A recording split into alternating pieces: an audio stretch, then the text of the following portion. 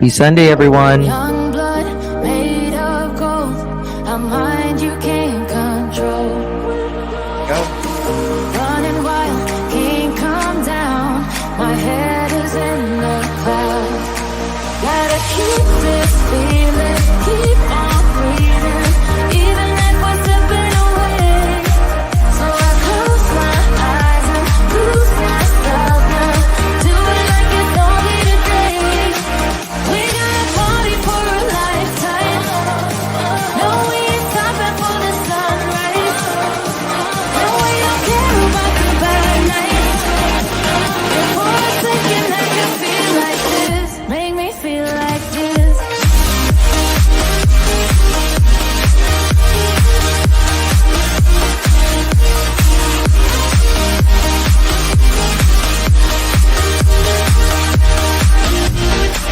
We got a party for a lifetime. No, we ain't stopping for the sunrise. No, we don't care about the bad nights. Before a second I can feel like this. Make me feel like this.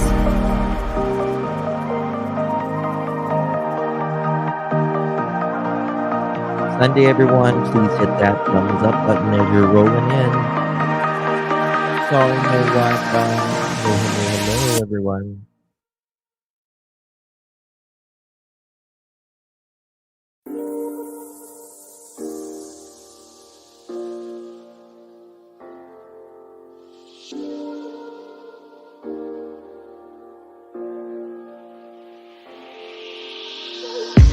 I'm on my last straw. I'm broken and I'm woken up. I'm done feeding your lies.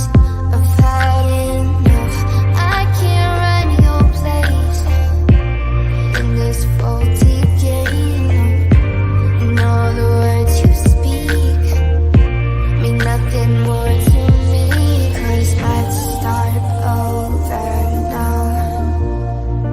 Rewind, and I won't let you go. I need you by my side.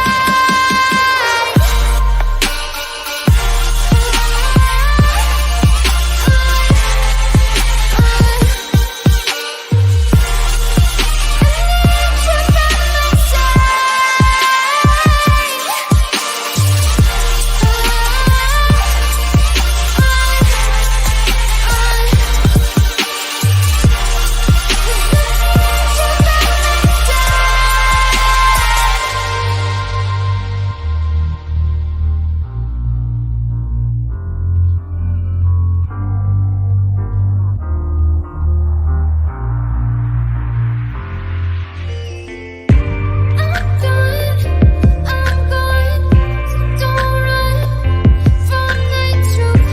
You're lost, now I know you play me just like a flute.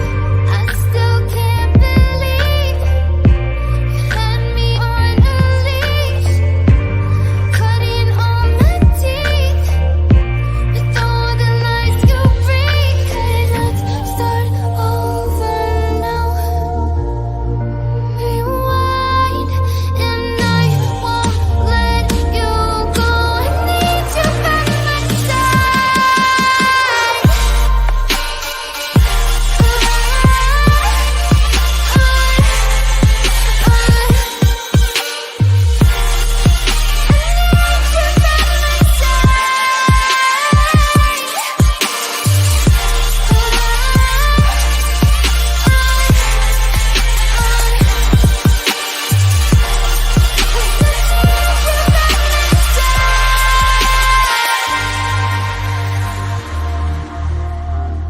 Hi, green Teresa. Hello, Kathy. YouTuber Tina. GD. MJ. Let's take it slow. Where you go, I go too. And if you hit the bottom, I'm going down with you. Let's take it slow. Who cares where we gotta be? You know you'll have a good time wherever you're with me. Let's take it slow.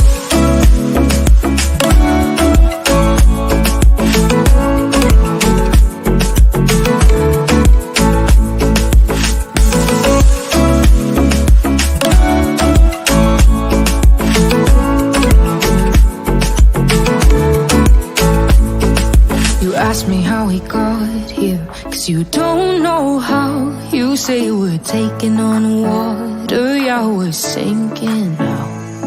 You're looking all concerned, like we're gonna drown. But we both know how to swim, no worries as we'll fall now. Let's take it slow, where you go, I go too. And if you hit the bottom, I'm going down with you. Let's take it slow, who cares where we gotta be? You know you'll have a good time wherever you're with me. Let's take it slow.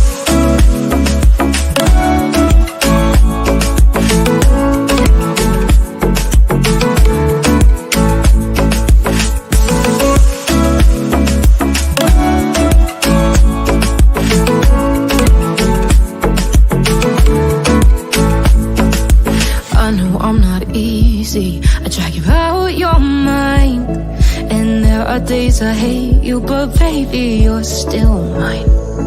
And then we have the best times, no matter what we do.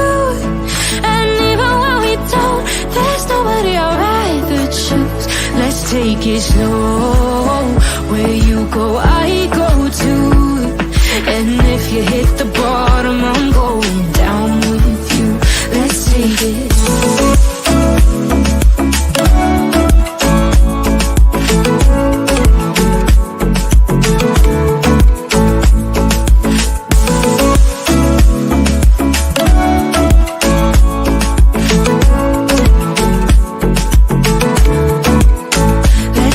Slow, who cares where we gotta be? You know you'll have a good time wherever you're with me. Let's take it slow, where you go, I go too. And if you hit the bottom, I'm going down with you. Let's take it slow, who cares where we gotta be? You know you'll have a good time wherever you're with me.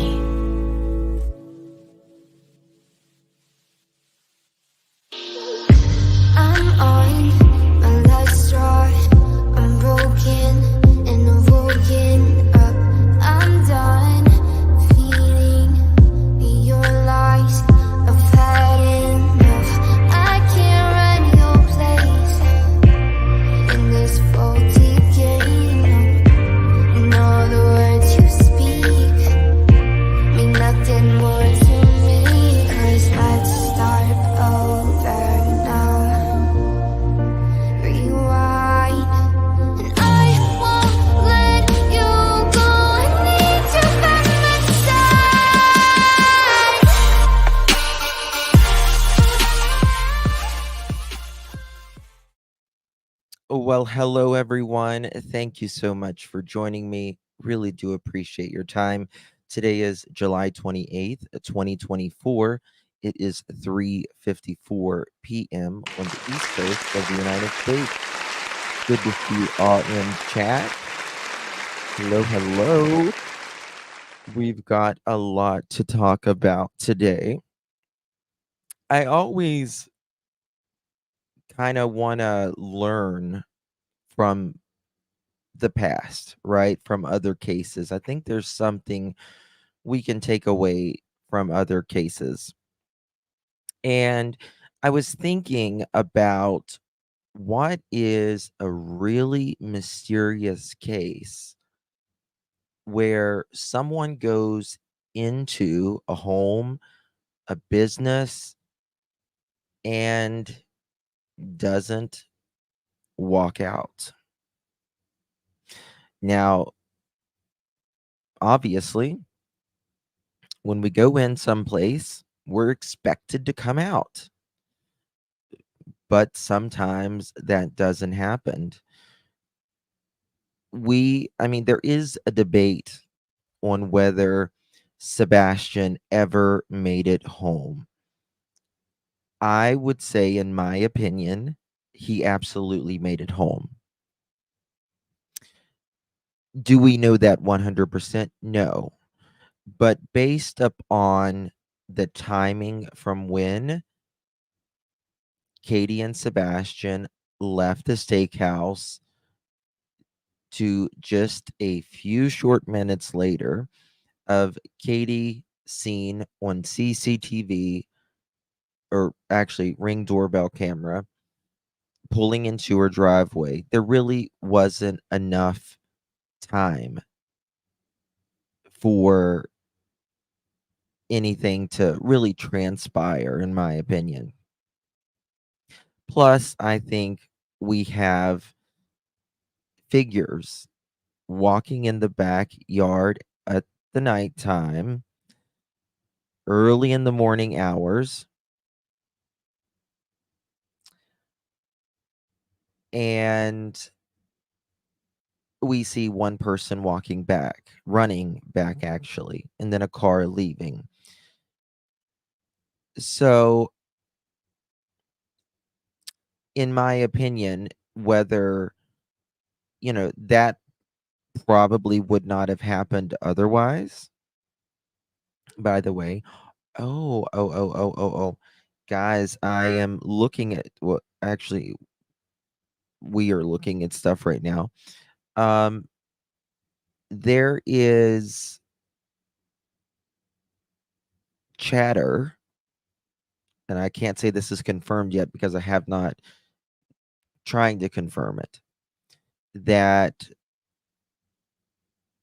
Chris may have had it out with a neighbor yesterday. I'm trying to find that out. And so I know some of y'all probably already heard that. So again, I'm trying to find that out, if it's true or if it's not true.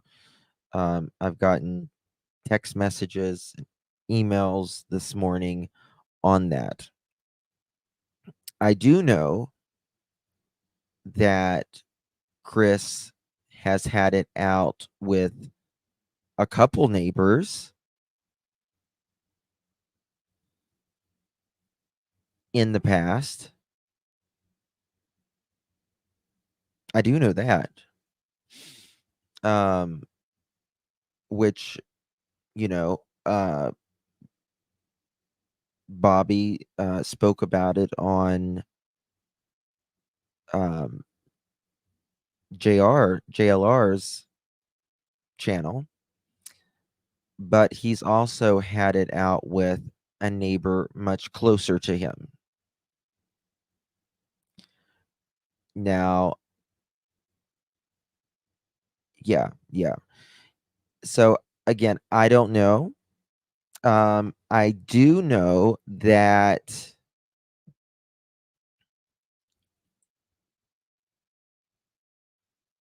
Hold on, let me look at my text. I'll show you. Let me.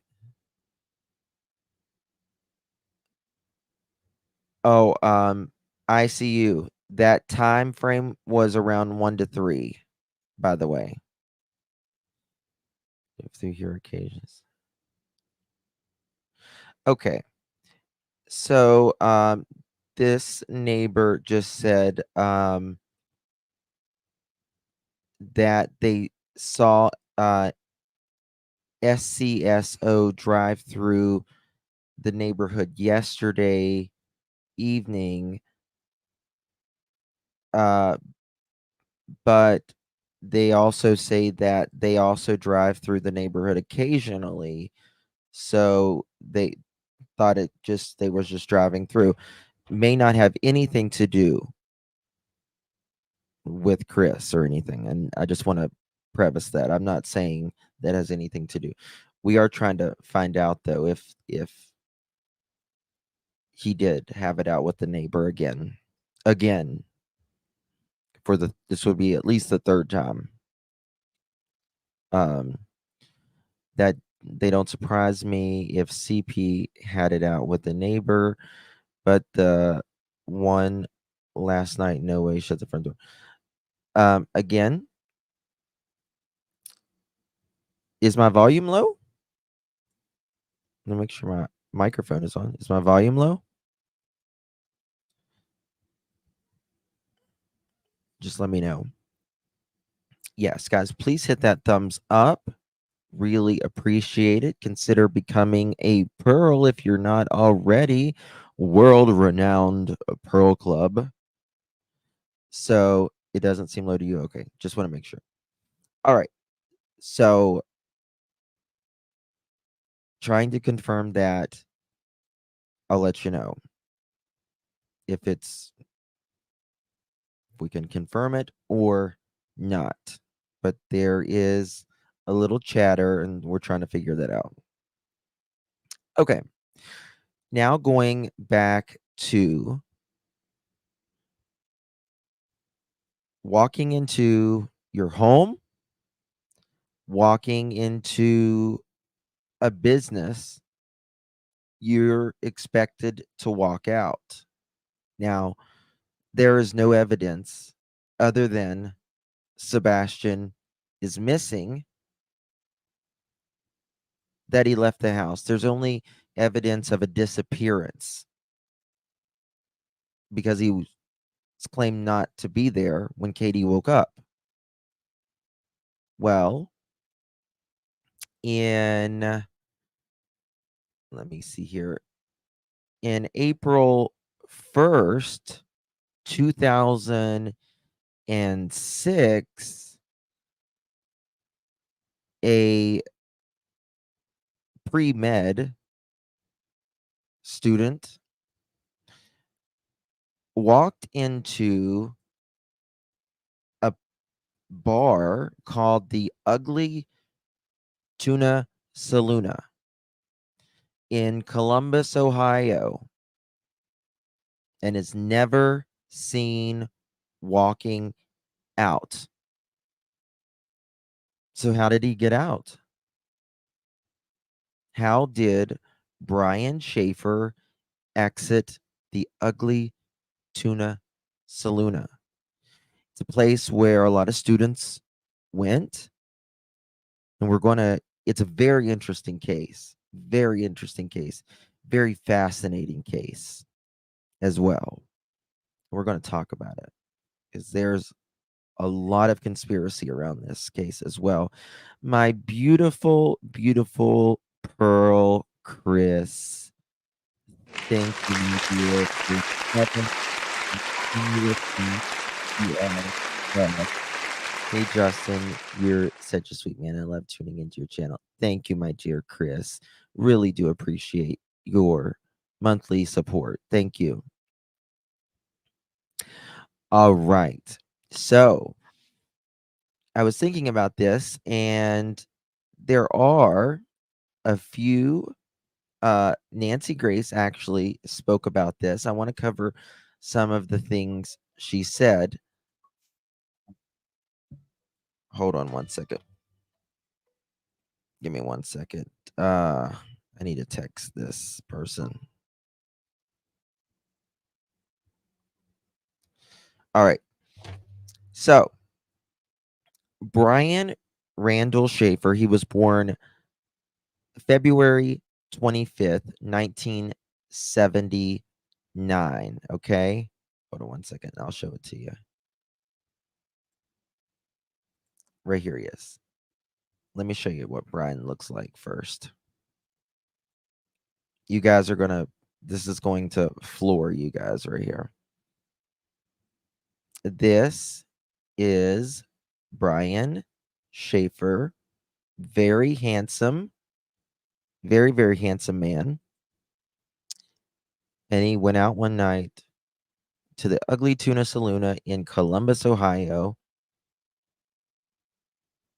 He was a student of Ohio State University College of Medicine who has been missing since the early hours of April 1st, 2006, after security cameras recorded him just outside a bar in Columbus. He had gone out with friends earlier in the evening on March 31st to celebrate the beginning of spring break. Later, he was separated from them and they assumed he had gone home. The security cameras outside the entrance to the second floor bar recorded him briefly walking up to two women just before 2 a.m. and then walking off screen without any further evidence of him leaving the area. He actually said he was going back into the bar and enjoy the band. He had particularly liked the band that night. Shaffer's disappearance has been especially puzzling to investigators since there was no other publicly accessible entrance or exits to the bar at the time.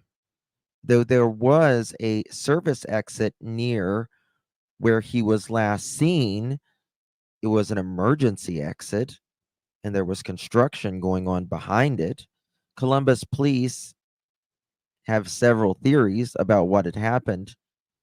Some interest and suspicion has been directed at a friend of Schaefer's who accompanied him that night, but he has refused to take a polygraph test regarding the incident, while foul play has been suspected, including the possible involvement of the purported smiley face serial unaliver, who had been speculated that he might be alive and somewhere living under a new identity. Brian Shaffer. Brian Shaffer has been missing for 18 years, 3 months, and 27 days. It's crazy. It is a crazy, crazy story. Now, I'm going to show you what's up. Missing in a bar? How do you go missing in a bar? This is how. He goes in and he never comes out. He vanishes. Where is Brian? Good evening. I'm Nancy Grace. This is Crime Stories. Thank you for being with us. Let me just fast Is forward. into thin air. Surveillance captures him entering a bar, but never leaving. How does that happen? You enter a bar and you never come back. Now, if this were some sci-fi movie, there would be a time warp and a space continuum in there. How he, in Harry Potter, how This happened in 2006. I think it was 2006. I want to say it's 2006. Yeah, April 1st, 2006. And it's one of the cases that has still unsolved. And let me tell you something, guys. This family has had really bad luck. I don't want to say luck, but they've really had a really hard time because 2 weeks before Brian went missing, his mother died of cancer. Right? His mother died of cancer. Then Brian goes missing. And then 2 years after Brian goes missing, Brian's dad, who was extremely active in the search for his son, looking everywhere he could possibly look, he goes outside. There is tornadoes in the area, big storms in Ohio at the time, and a tree branch falls out of the tree and hits him in the head, killing his dad. Oh my God. So the only person left in Brian's family to this day is Brian's brother. 3 of them out of 4 is gone.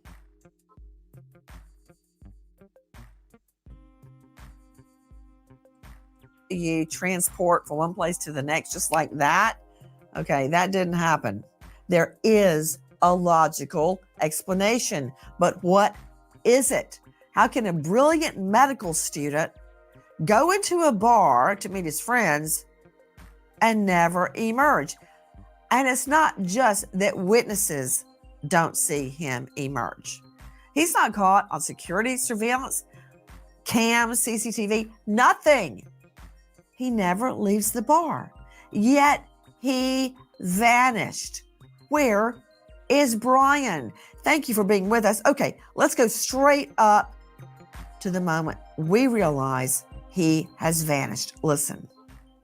Saturday morning, Alexis Wagoner calls her boyfriend to nail down some final plans for their upcoming vacation. It goes straight to Brian Shaffer's voicemail, but Wagoner assumes Shaffer is sleeping off the night before. That afternoon, a second call from Wagoner goes to voicemail again. Shaffer isn't answering his father either. Yes. On Sunday, Derek Shaffer heads to his brother's apartment. Brian's car is parked outside and nothing's amiss inside the apartment, but no. Yep, they go check on him at his apartment, which is not too far away from the ugly Tuna Saloona, maybe 5 or 6 blocks. Nothing. Cadaver dogs. I'm not sure about cadaver dogs. Let me look at that. Let me check that. Brian. Monday morning, Brian Shaffer doesn't show up at the airport. Randy Shaffer immediately reports his son missing. Okay, that's a lot of information, but most specifically, where do I start the timeline? This starts with Saturday morning when Alexis Wagoner calls her boyfriend about final plans on a vacation they're taking. And when she calls, it goes straight to voicemail. But she assumes he's sleeping off the night before. Okay. All right. By the way, Brian had when he was missing, he was 3 months missing. He had a phone that pinged 3 months later, like 15 or 20 miles away. Someone did something to him. Look at this beautiful couple. Beautiful couple. She reminds me of Jennifer Garner. Right there, Saturday morning, he's gone. That's where we can officially start the timeline. Saturday morning, with me an all-star panel to make sense of what we know. But first, to Sydney Sumner, crimeonline.com investigative reporter. Sydney Sumner, thank you for joining us. Tell me about... Guys, sometimes I just don't think it's soon enough. I think it's too soon and many times for cadaver dogs. I mean, I know I get people argue with me all the time whenever they say dogs can smell seconds after death. Cadaver dogs didn't even hit with the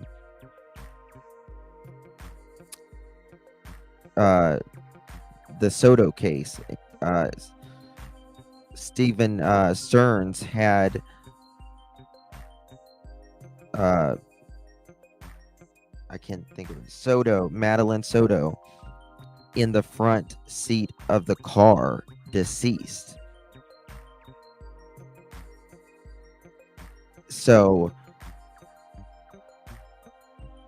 cadaver dogs didn't hit that either. I think many cases it is too soon. So there's that. But a lot of people's like, oh, they can smell seconds. Out the night before, that Friday night. Girlfriend reporting Saturday morning he's not answering his phone. I'm deducing he goes missing sometime on Friday night. Explain. Well, Nancy, Friday night was the last day of classes before spring break at OSU Medical School. Brian met with his father that evening to celebrate completing his finals, and they had a steak dinner. He told his father that he had plans to go out that night with some friends. His father did not approve of those plans. Wait a minute. Sorry, Sydney Sumner. Okay, he has dinner with his father Friday night, kind of celebrating the end of Ohio State University's semester. Mhm. This guy is a medical student. He's brilliant. His family Yeah, I'm gonna show you some video footage is here so shortly. proud. So they're having this celebration meal. They go out in public to a restaurant. We know that witnesses spot him there. We know he's alive then. The father has no reason to lie, of course. So I can place him alive at what time, Sydney? I don't At know 6 that p.m., girl. Nancy. I'll check. I know they 6 did in the p.m. front The seat. dinner started or ended? I would assume started. Started at 6 p.m. Okay, go forward.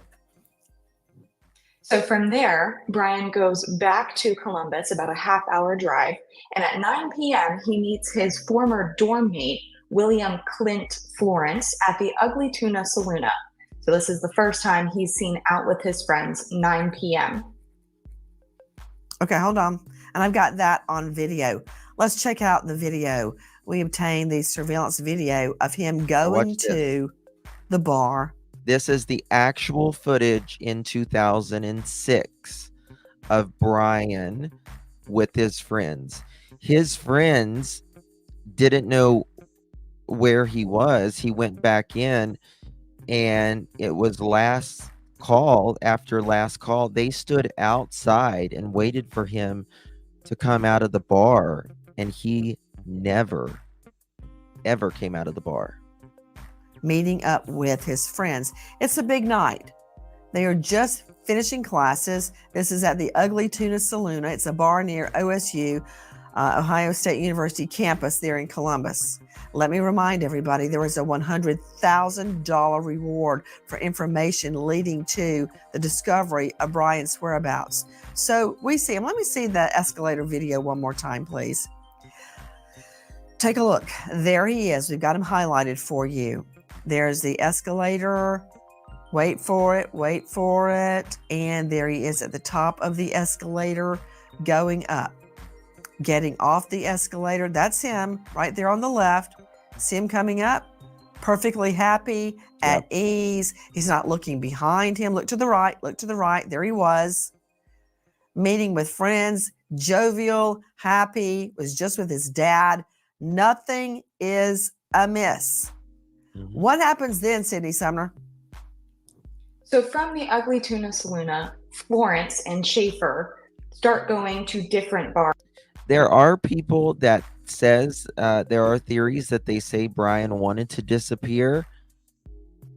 I mean, he was celebrating that night. I mean, I would think now, I don't know if he's been declared dead or deceased.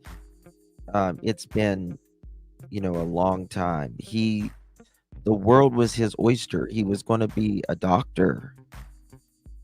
Bars in the area. So they spend a couple rounds at the Ugly Tuna Saloona, and then they move on and they're bar hopping for several bars. And they end up in the Arena District, where they meet with Florence's friend, Meredith Reed. With Reed, they have another round of drinks. Got a question for you, Sydney Sumner. So they're pub crawling. They leave the Ugly Tuna and meet up with other friends. During that time, he calls the girlfriend. 10 p.m., we've got a confirmed call from Brian. He's alive. 10 to 12 a.m., 10 p.m., 12 a.m., they pub crawl. Now, yes, I can establish him alive at 12 a.m. when he goes back to Ugly Tuna, but in the interim between 10 and 12, is anybody following him? Do we see him get into an argument with anyone at a bar? Anything unusual, Sydney Sumner? Nancy, no, there isn't. There is no report of anything unusual, and the two men are still happy, jovial, having a good time. I don't think the ugly. I think they closed. There was two locations. Um, I mean, a lot of people say he could be depressed over his mom's death, perhaps. There was also some other dudes and girls that knew his other friends. Yes, there's, you know, it's someone said earlier, it's like the Hotel California. You check in, but you don't checked out. Yeah, a lot of there was yes, they're closed and the building was changed. A lot of people thought he might be in the walls of the place. That was a big theory. Um, People said, well, they might have taken him out of the band's guitar case. There was a back door. There was an emergency exit. There was construction behind that emergency exit as well. When they run into Meredith Reed. Okay, let's look at that timeline again. This guy Very seemingly handsome goes guy. into a bar and is never seen alive again. 12 a.m., they're bar hopping. 12 a.m., Brian and friend return to Ugly Tuna. All right. 1:15 a.m., we see Brian entering a bar. Which bar is that, Sydney Sumner?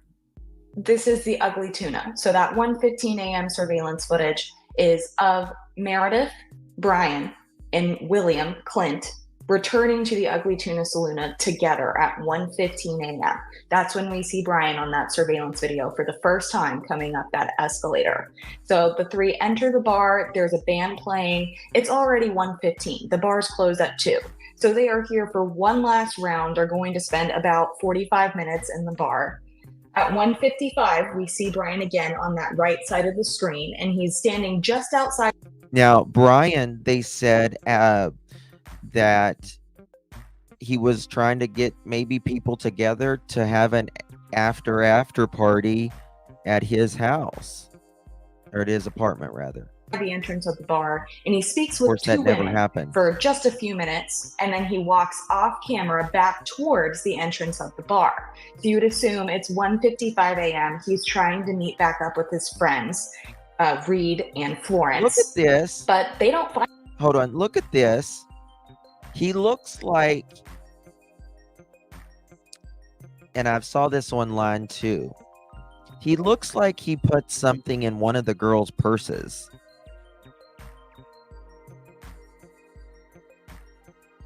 Thank you, Justice Jane.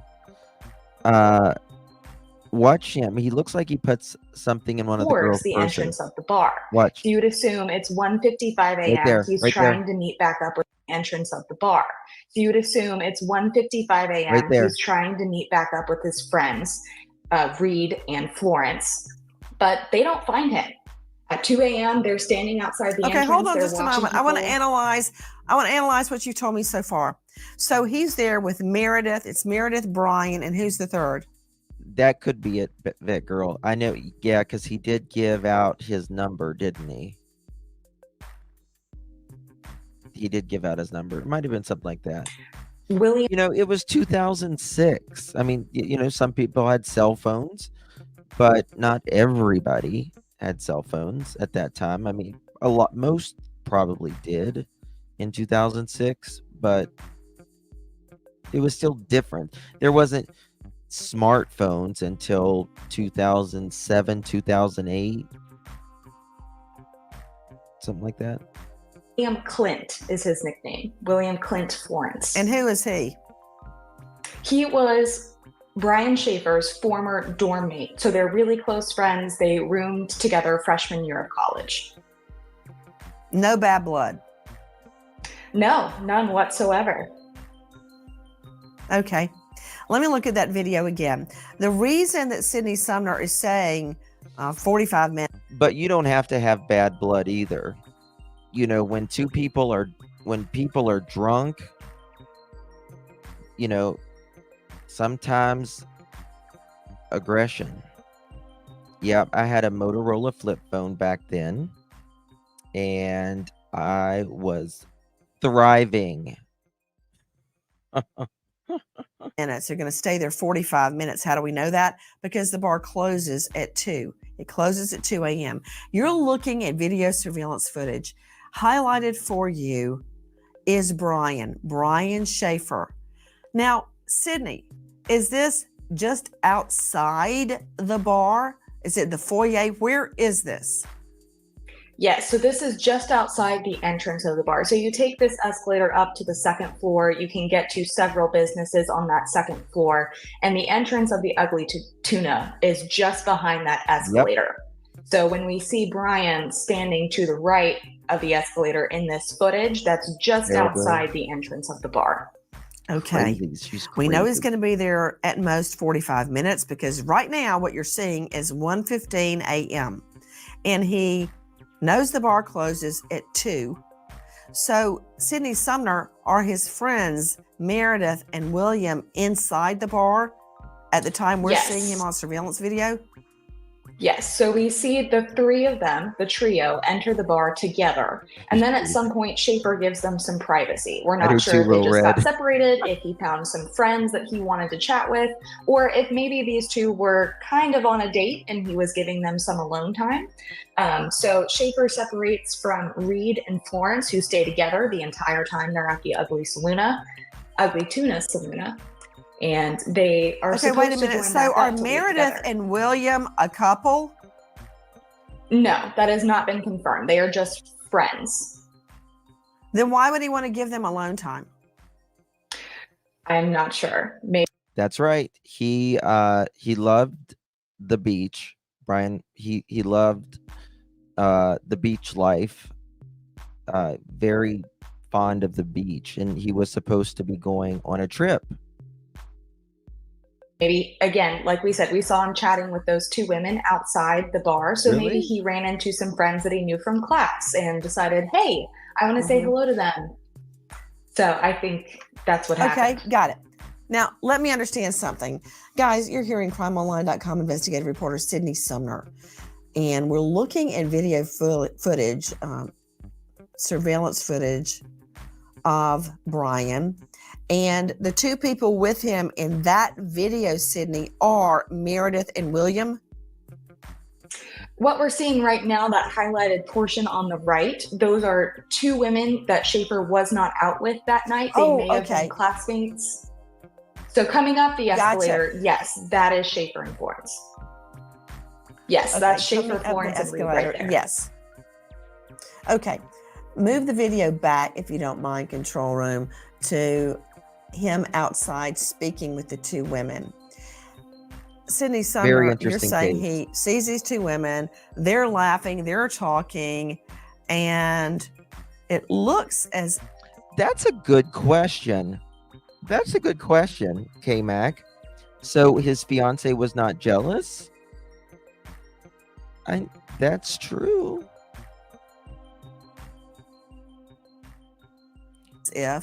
But she's very... The three of them go back into the bar, Sydney. Correct, Nancy. It looks like Shaffer walks off camera back towards the entrance of the bar. And it's 1:55 a.m. at this point. So I think Shaffer is looking to meet back up with Reed and Florence, say his goodbyes before they part nights for the evening. They know they have 5 minutes until this bar is closing. Okay, and we do know, can we confirm Meredith and William are in the bar? Brian said he wanted to go back in the bar and speak with the band. He liked this band. Yes, they waited for Shaffer outside the bar for minutes and minutes and minutes. And eventually they assumed that Shaffer just went home. His apartment is located just 6 blocks away from this gateway building where the Ugly Tuna Saloona is located. So they assumed that it got late and he just started. Yes, the emergency exit. If you walked out the emergency exit, it would have taken you to a construction area. Started walking by himself. Joining me right now, in addition to Sydney Sumner, is Matthew Mangino, high-profile lawyer, Steve Fisher, Missing persons private investigator, Dr. Angela Arnold, renowned psychiatrist in the Atlanta jurisdiction, and Todd Shipley, who is a digital cybercrime expert, author of Investigating Internet Crimes. Todd Shipley, we would be able to tell, or an expert would be able to tell, if this video, this surveillance video we're looking at, had been doctored or edited in any way. Isn't that true? I think generally you're correct, because we have to look at the time period when this occurred. The technology to be able to fake that video didn't exist during that time period. So I think we have to rely on the fact that that video was actually correct and true. And the police have never said it's not. That's right. It wasn't doctored. Young med student Brian Shaffer disappears. By all Nice accounts, place. Shaffer goes right back in the door into the Ugly Tuna Saloona. And you can see him following the two women he meets just outside the door. And there's only one place to go, going in that direction, into the bar. No one disputes that. Oh, wait, how did we get here? In order to evaluate a missing person or a murder case, Yep. you start with Sure knowing your victim. Everything you can find out about the I victim. think he lived with. It Yeah, may they lived have a together. huge impact You mean on with where they are and what happened to them. Do you mean with the girlfriend or with So who is the guy? Brian Shaffer? Listen. Brian Shaffer grows up in Baltimore, Ohio, with his younger brother, Derek. After graduation, Shaffer stays close to home for college, pursuing a degree in microbiology at the University of Ohio. I mean, he would have made anyone feel better just by him being your doctor. You know what I mean? It helps when your doctor's good looking sometimes. Oh, doc. It hurts. It hurts so bad. Could you please pop this back into place? Doc? Randy and Renee Shaffer couldn't be more proud when their oldest son decides to attend medical school at his alma mater. In Brian Shaffer's second year, his mother diagnosed with a rare blood cancer.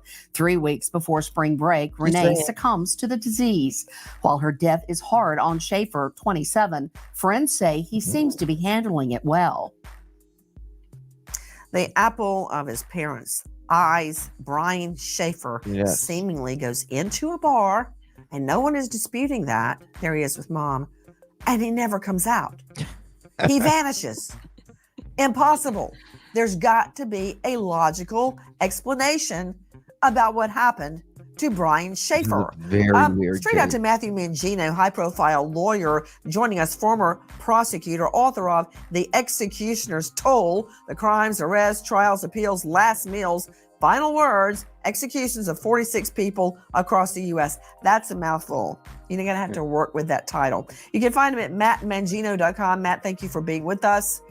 There's so many theories out there, and it doesn't matter what case you're dealing with. Yes, It could be the Orenthal James Simpson double murder More trial of Murray O.J. Simpson. case. It could be the Karen Reed prosecution for the murder, the death, let me say, of her longtime boyfriend, a Boston cop. It can be Scott Peterson.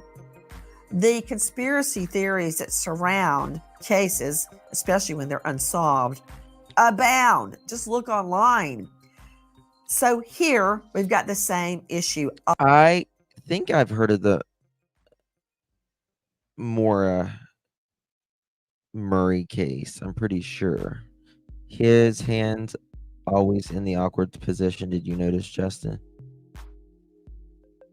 Whose hand? Whose hand's in an awkward position? A lot of conspiracy theories, but we, you as a defense attorney, me as a former prosecutor, have to look at the hard evidence and make sense of it. This is not the first case I've encountered where someone goes into a building and never comes out. What do you make of this surveillance video? Well, Nancy, I think the most crucial aspect of this is those 5 minutes between 1:55 a.m. and when the bar closes. Thank you, my little pearl. Thank you so very much, Anna Elizabeth. Really do appreciate that.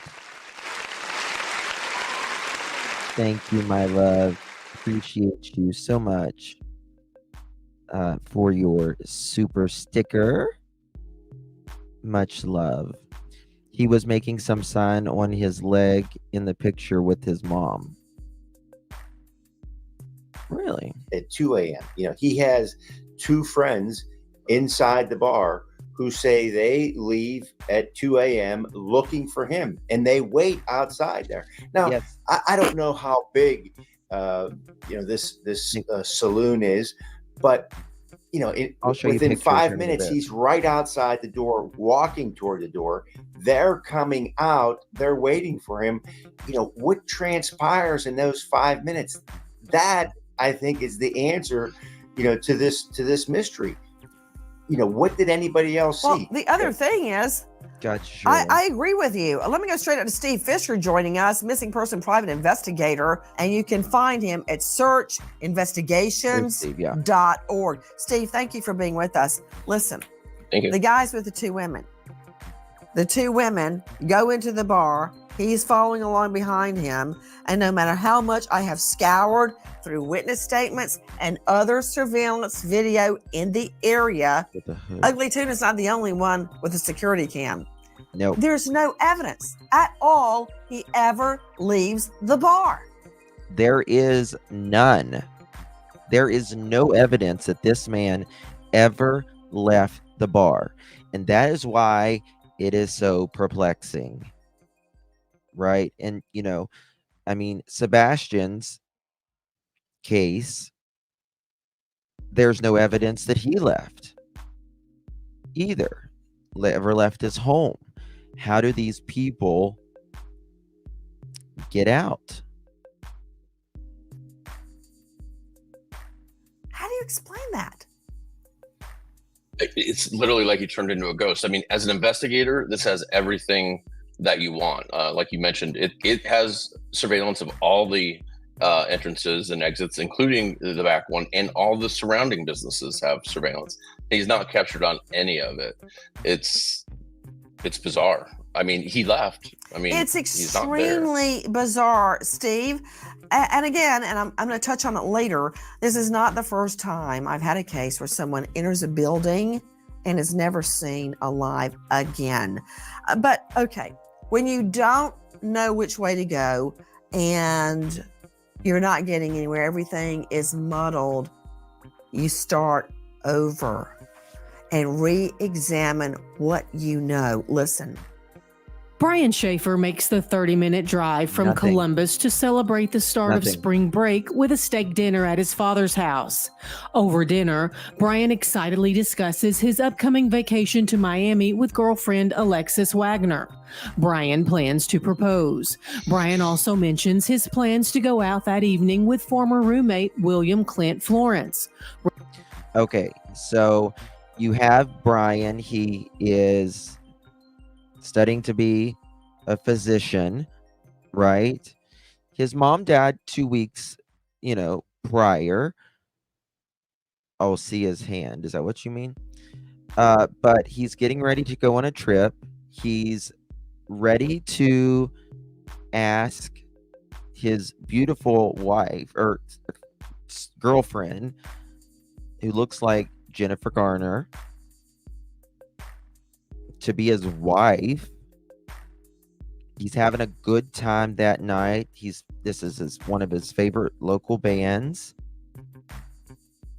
And he's, asking people,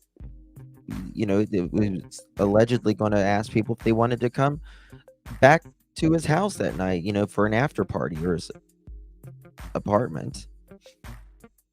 Thank you, Shelly. I mean, the world is his oyster. Randy Shaffer thinks Brian should be resting after a long week of exams, but doesn't try to sway his son from his celebrations.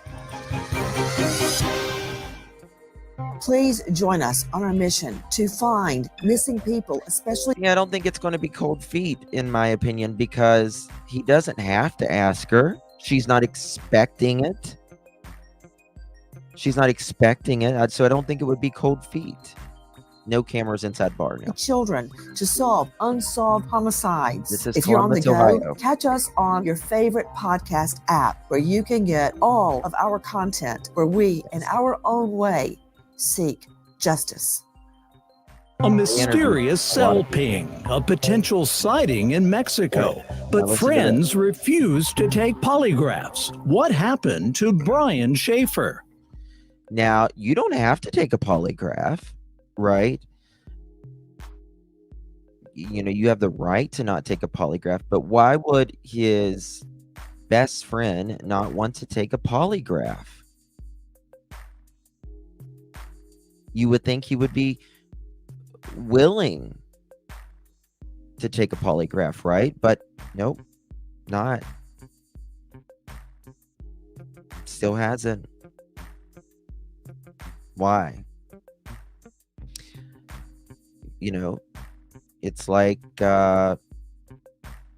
Chris Proudfoot. He says he took a polygraph. I don't believe it. Exactly why refuse?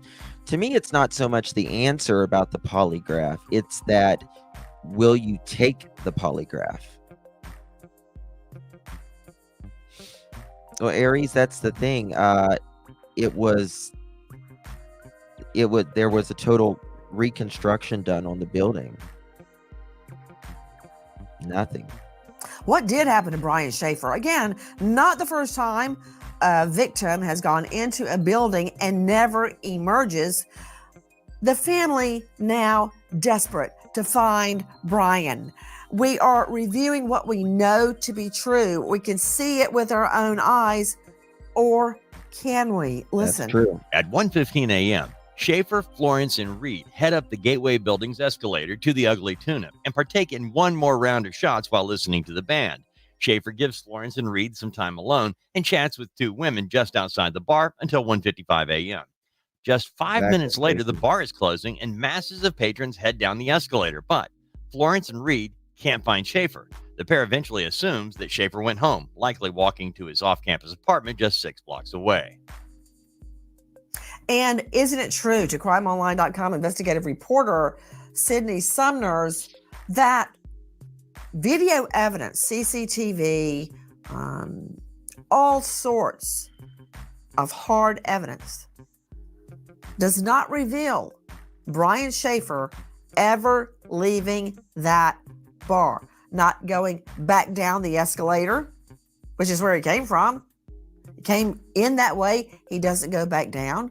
He's not spotted by any of the other businesses going in either direction. He had to go into the bar. On his way home, there were surveillance videos from various businesses. Nothing. He doesn't go back home. He doesn't go to his car. His ATM, his credit cards are not used. He didn't go anywhere. So do we have anything so far? Any CCTV? So his friend, William Clint, he's known as Clint Florence, refused to take a polygraph test. Clint was with Brian the night he disappeared and was one of the last people to see him. His refusal to take the polygraph test has led to speculation and suspicion among some people, though it is important to note that the polygraph is not always reliable and are not admissible in many courts. Not all courts, but many courts. Clint has maintained his innocence and has not been charged with any crime related to Brian. Anything to suggest he left the bar. Makes you wonder, though, doesn't Nancy, it? there is nothing. And Columbus is actually, it has more surveillance cameras than Cincinnati, Cleveland, and Toledo combined. So this entire city is covered in cameras, and we should have some indication as to where Shaffer went.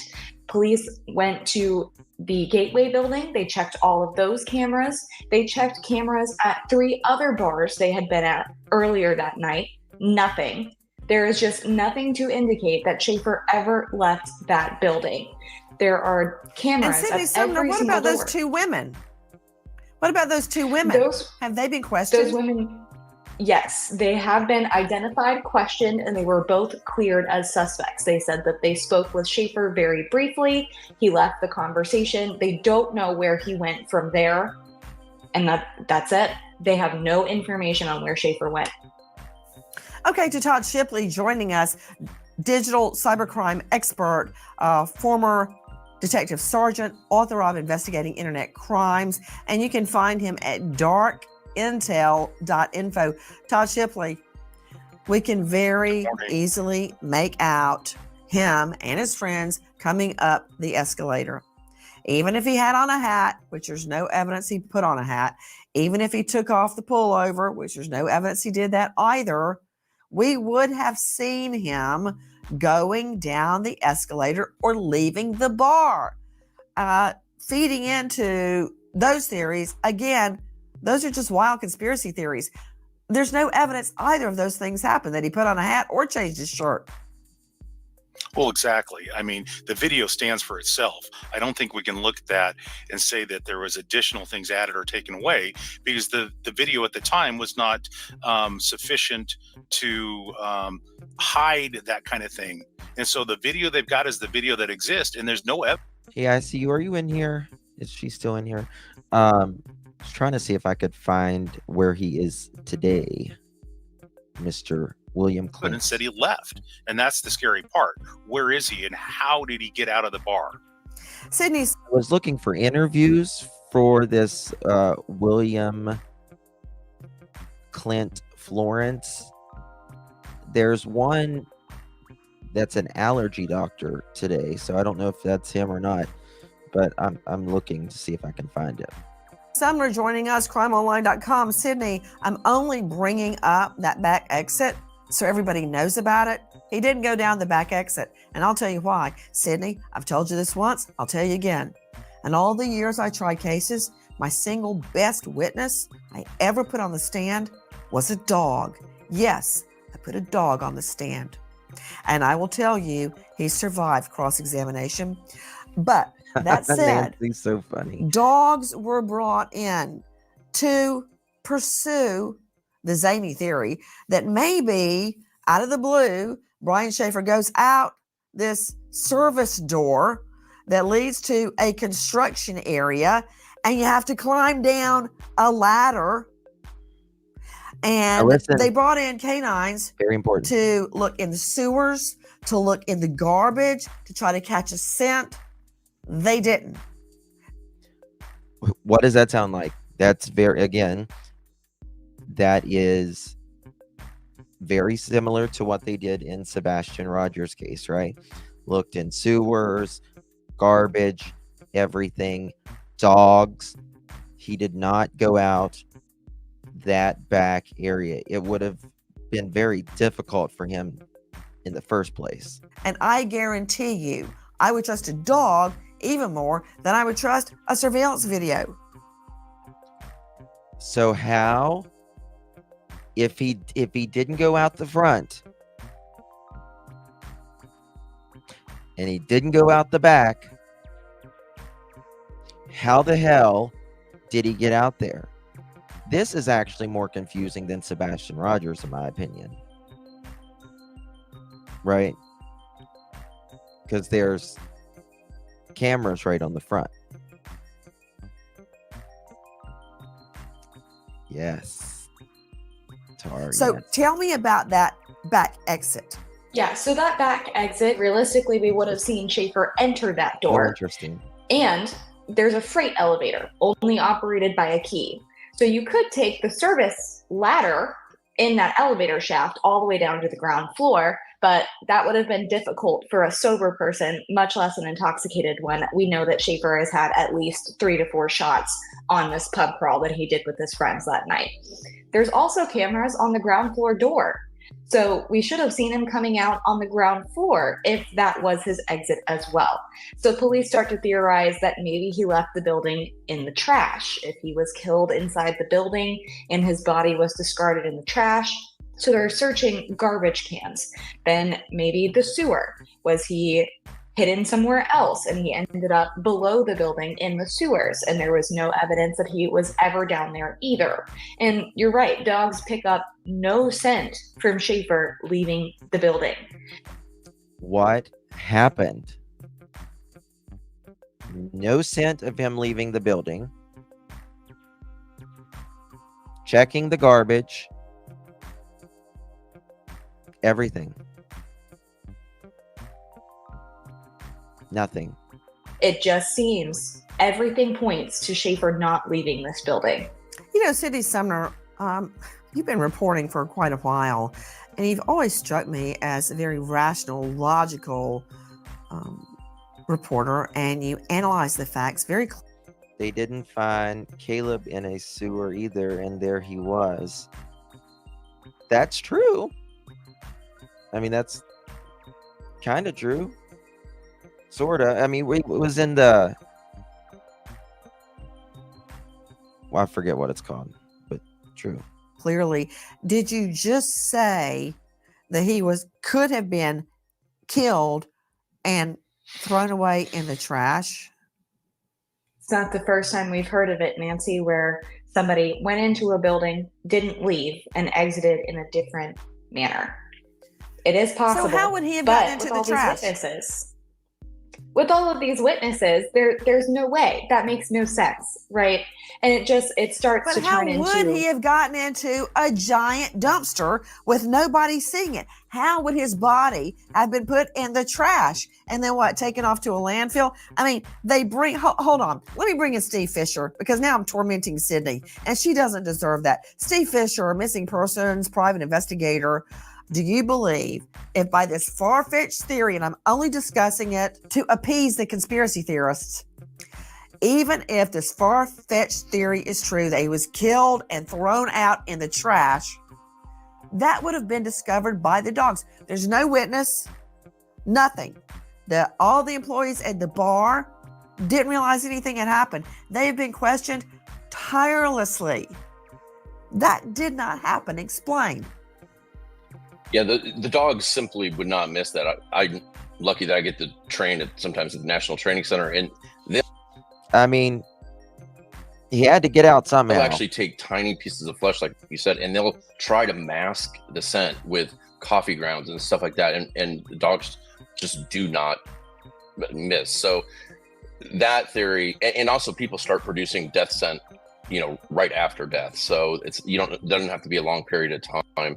I disagree with that. The cadaver dogs would have picked that up. There's no way you can't If mask it's it, a you can't really, hide it. really, really good They're deal. just that good. Well, not only that, Steve Fisher, cadaver dogs were brought in addition to bloodhounds or scent dogs to pick up his scent, whether he was dead or alive. None of them picked up the scent of Brian Shaffer as going down that back entrance. Correct. Yeah, and I think law enforcement was very clear that they've ruled out that back entrance. And also, from what I understand, there was a security guard stationed at the back entrance, and that's where the band was playing, and he would have had to walk through the band to get to the door. It's too confusing. It's Brian, way too confusing. Not only would Brian Shaffer have to go down a ladder or have a key to a freight elevator, which he did not, scent dogs and cadaver dogs do not pick up on his scent going down that back exit. And according to Steve Fisher, who is correct, he would have to have passed a security guard and a band. That did not happen. I like to also point out, and Sydney, correct me if I'm wrong, that the dogs also looked at paths leading from the bar. We've got nothing. That is correct.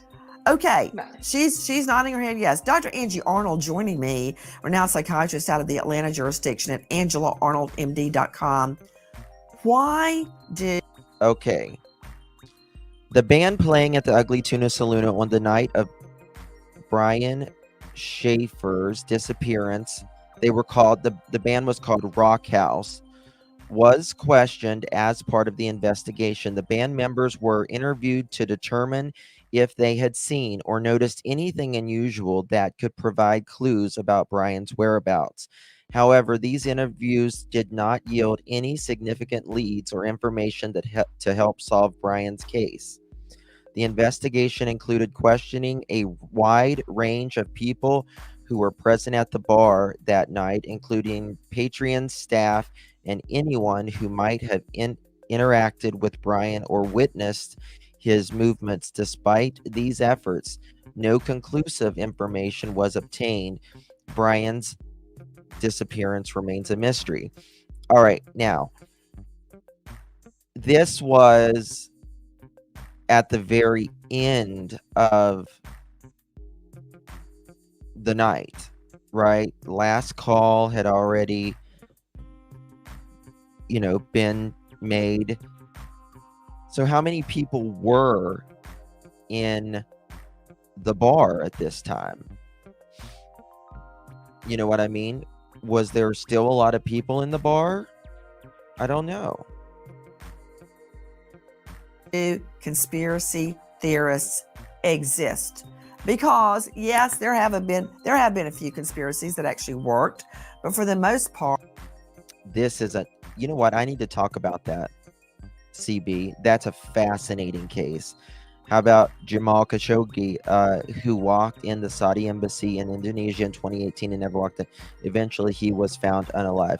Yeah, they took him upstairs. There's recording of. There's a whole recording of that. They took him upstairs and literally unalived him, cut him up, put him into trash bags, and that's a very interesting case. If y'all want to talk about that one, we can talk about that one sometimes. They don't work. I promise you, the LAPD did not join in on a really big conspiracy to frame a beloved football star, O.J. Simpson. That did not happen. But also with Jamal Khashoggi, doctors were there. They flew in from the Prince of Saudi Arabia, and they already had everything ready. Saws and all of that. So it's a fascinating. It did not happen. Jamal, don't you know that one of them would have made a deal with a publisher by now, a $2-3 million deal to tell the truth about the murders? Same thing here. Why do conspiracy theorists do what they do? Nobody could win out the back door, Nancy, really. Think about who conspiracy theorists are. There are always people out there that live on the fringes, that they want to come up with the craziest, most off-the-wall idea that they can, sometimes in the hopes of their own notoriety.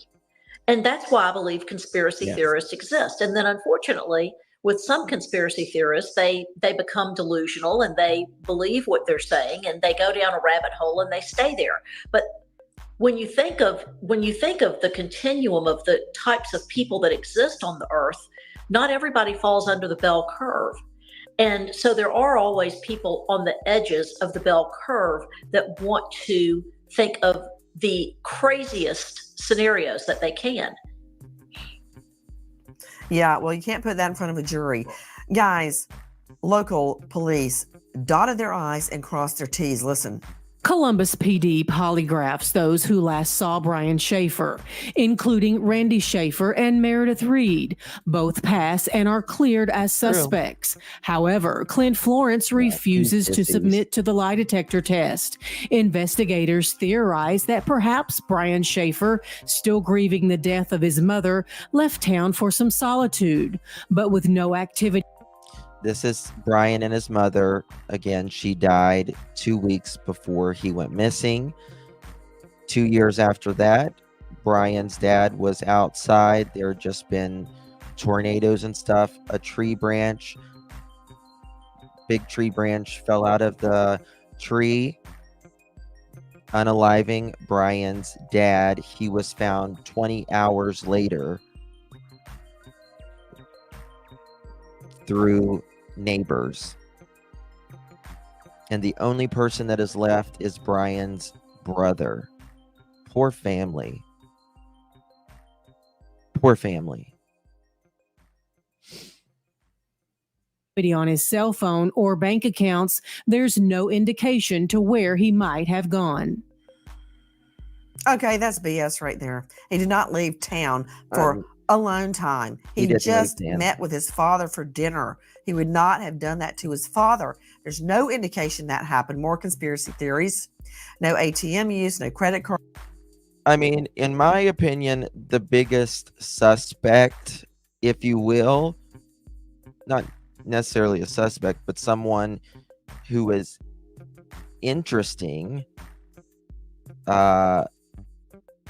is William Clint Florence, his best friend who would not take a polygraph. Card use, no nav on his car, nothing to support that theory.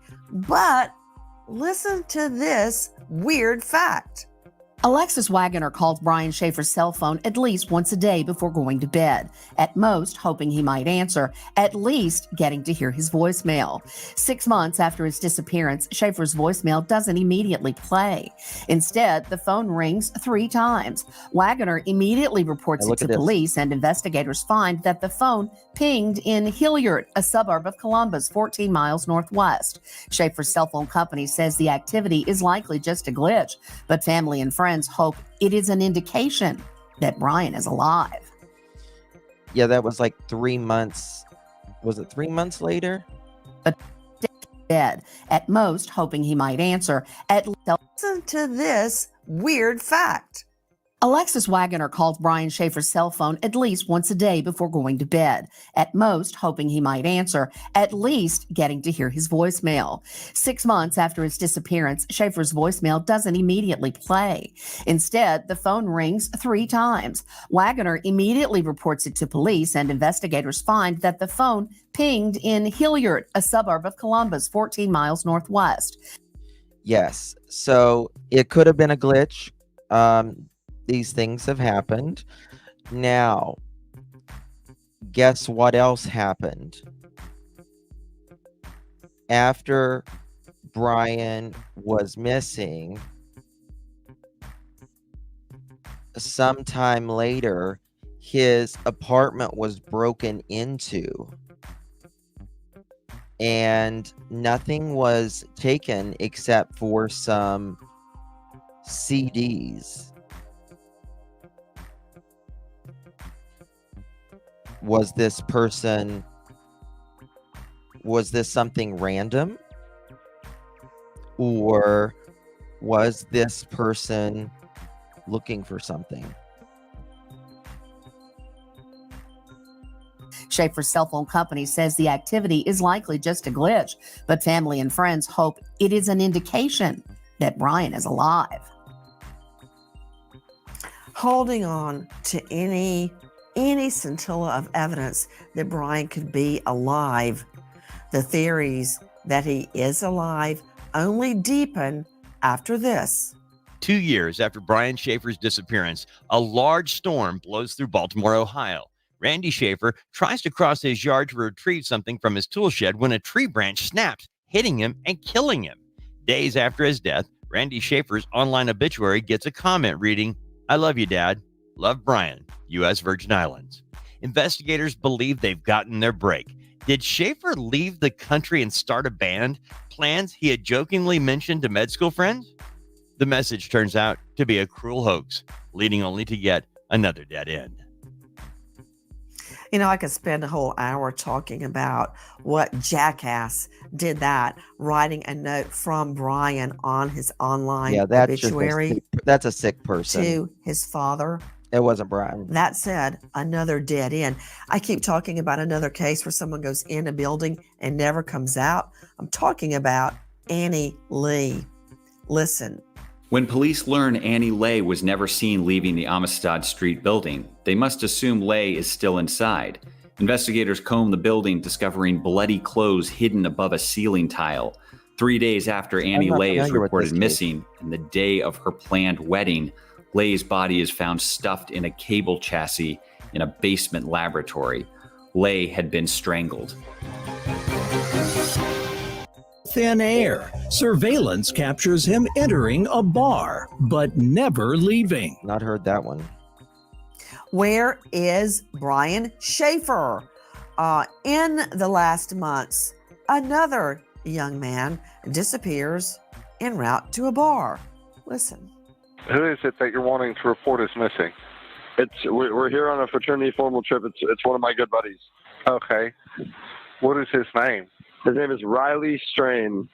Riley, R-I-L-E-Y, Strain, S-T-R-A-I-N. And what was he last seen wearing? Outside of Luke Bryan's bar last night at like 10. And then the last time his location on his phone was by the sheriff's office at like 11 p.m. Yeah, but him, we see him walking down the street, and it's, there's a lot more cameras at that time. Riley Strain leaving Luke's bar wasn't seen alive again. Quite a period of time passed before his body was found in a body of water, still under mysterious circumstances. And he's not the only one. What about Andy Tinch? Andy Tinch has plans to spend the night out in Charlotte, North Carolina to celebrate his 31st birthday. Monday morning, Tinch misses his shift at his nursing job. His family immediately reports him missing. Later that night, Tinch's car is found abandoned in Monroe. As the investigation continues, police get a tip that Tinch was seen at Bar 316 around 12:30 a.m. This is the last known sighting of Andy Tinch. So Andy Tinch seemingly goes into a bar and never comes out. I know the answer to that riddle. Tinch was murdered. His body was disposed of in the garbage. That theory has been researched and investigated extensively in Brian Shaffer's case. That did not happen.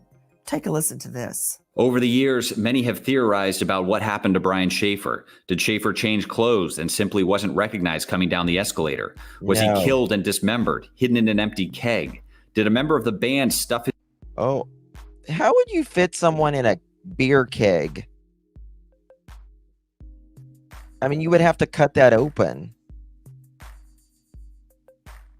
to put someone in a beer keg. his body into an instrument case? Or was he hidden in the building's infrastructure, concealed by the ongoing construction? Columbus PD hopes to one day have the answer for Shaffer's loved ones and is still asking the public for any information they might have. Central Ohio Crime Stoppers is offering a $100,000 reward for tips that help locate Brian Shaffer. A $100,000 reward. Tip line 614-645-4624. What happened to Brian? To Matthew Mangino, best theory? Well, absent the supernatural, he either walked out, was carried out, or is still there. I mean, there aren't any other options than that. And that's where so the weird. Bizarre, unsolved aspect of this is. 2006. Walked out, carried out, or never leaves. What about it, Steve Fisher? I think he gets out of the building. I think somehow there's a blind spot in the surveillance, and not on purpose, but I think he, gets out and something happens to him, and most likely he ends up in the water or something like that. Much like Riley Strain. Good theory, Steve Fisher, except for what did Steve say? And surveillance, and not on purpose, but unsolved aspect of this. Walked out, carried out, or never leaves. What about it, Steve Fisher? I think he gets out of the building. I think somehow there's a blind spot in the surveillance, and not on purpose, but I think he, gets out and something happens to him, and most likely he ends up in the water or something like that. Much like Riley Strain. Good. theory, Steve Fisher, except for the friends were waiting for him just outside the building. Dr. Angie Arnold, jump in. That's right.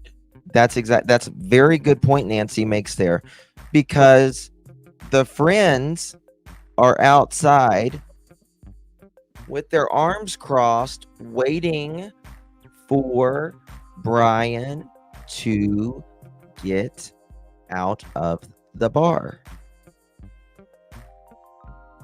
So, how did that happen? He's supposedly inside the bar. The friends are out there just waiting.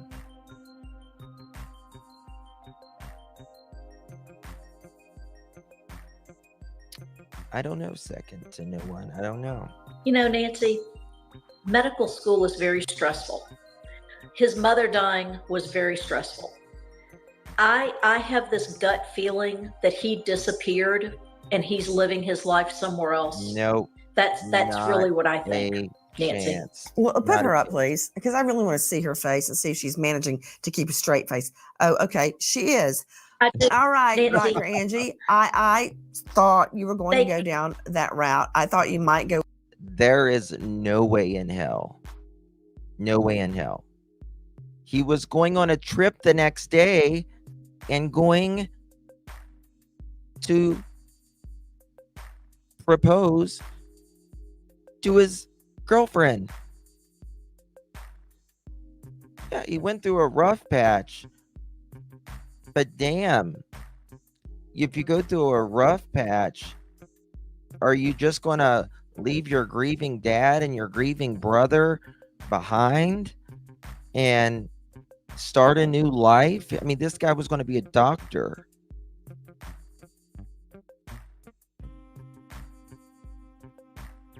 No. It was suicide. So you're saying that he has left behind the fiance, all of his relatives, and his father to suffer because he wanted alone time? I didn't say because he wanted alone time, Nancy. I said because maybe he wanted to disappear. Maybe he didn't want to be a doctor anymore. Maybe he didn't want to marry his fiance anymore. Maybe the stress of his mother dying. All right, maybe he didn't want to be a doctor anymore. Okay, change your majors. Okay. He didn't want to marry her. Okay, don't propose. She didn't know it was coming. Pushed him over the edge after the stress of going to medical school. Nancy, it's a theory that has to be considered. Okay, let me circle back to Sydney Sumner. Seconds. Sydney Sumner, yes, no. Didn't this occur in April of 2006? That is completely correct. 18 years, 2 months, and 3 days ago.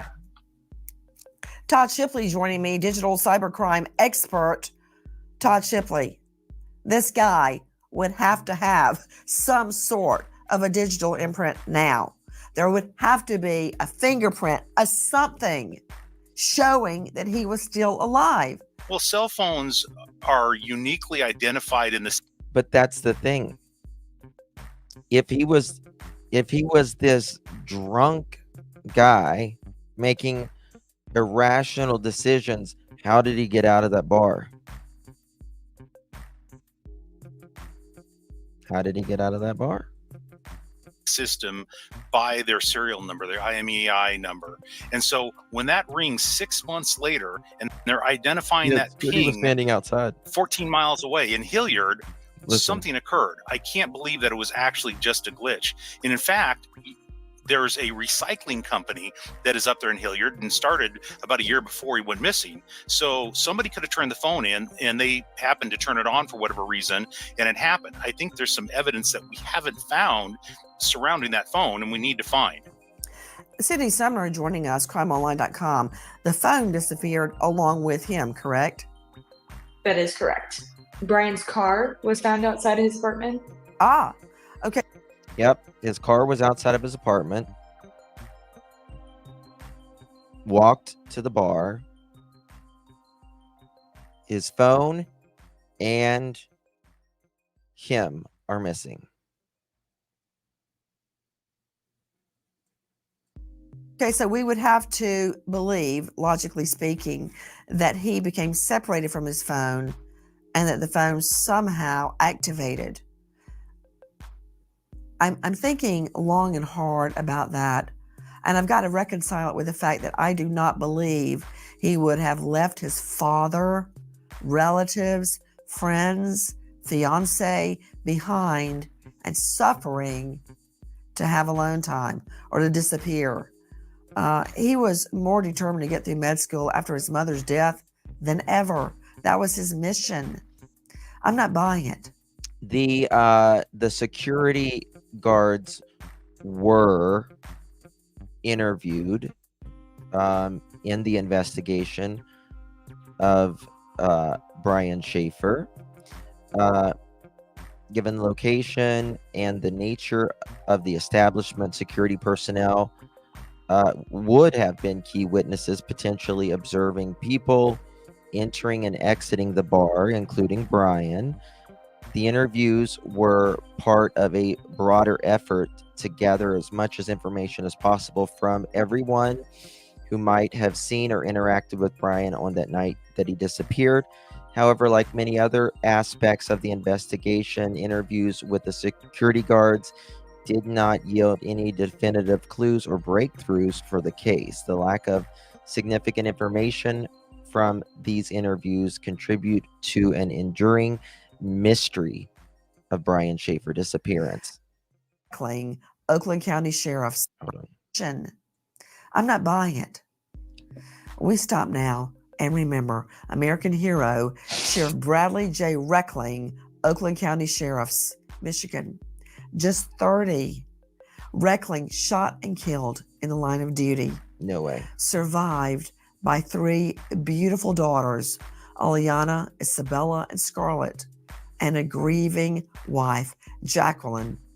They were expecting a 4th child. American hero, Deputy Sheriff Bradley J. Reckling. Thanks to all our guests for being with us tonight, but especially to you. Thank you, Mrs. Grace, for that.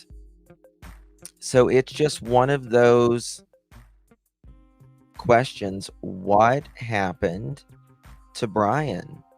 This has been going on for a long time, and still to this day, nothing. I want to show you what the ugly Tuna Saloona looks like. Well, it's now closed.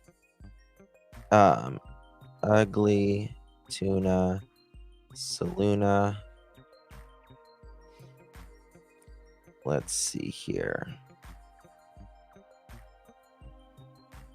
Let me find this right here. This was the entrance to it.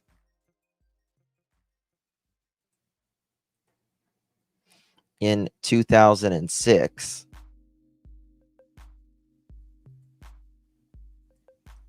This is the actual entrance. Yeah, it's a catchy name. Ugly Tuna Saloona. Brian, was seen right at these escalators, right? One way in, one way out. I mean, it was obviously not on a ground level, right? Thank you, Killing Time. You had to come up an escalator. He had his phone stolen. I don't know if he had his, I think he had his life stolen too. You know what I mean? The fact that someone trolled the obituary tells me that there is a hater out there. But there's just sick people that does stuff like that. You know what I mean? I mean, just like there are, people that goes into chats and they will say just egregious things sometimes. So let's see here. Best of OSU. Is it really such a loss, reflecting on the Ugly Tuna Saloona. It is, again, no longer there. I'm trying to find old pictures of it. There's two different. Here it is. Ugly Tuna Saloonas. Inside the mysterious disappearance of Brian Shaffer, the medical student who vanished from an Ohio bar the night of Brian Shaffer's disappearance. Okay, this is. I wonder where she's at today. I want to find. Hold on, did I see you message me anything last night? Okay, I guess she did. I was trying to find about the friend who wouldn't take the lie detector test, which his friend was William Clint Florence. He's never done an interview that I can why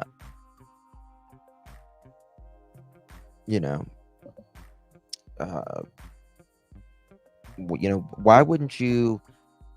I mean, you don't have to take a lie detector test, but why wouldn't you if you was innocent? Could Brian have been looking for his phone instead of putting it in the girl's purse as we thought? Well, he wasn't. He was dropping a number. I texted you on the other group text. Ew. Okay. Let me check here then. Oh.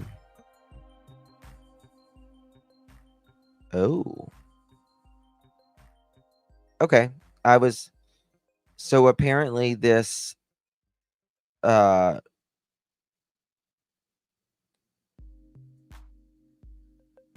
we'll just call him Clint, that was Brian's friends.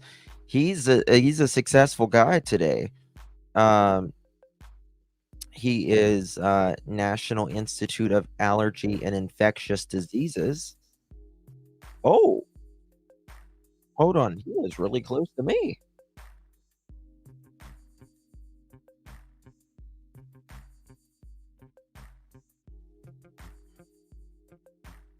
Hold on. Wait a second.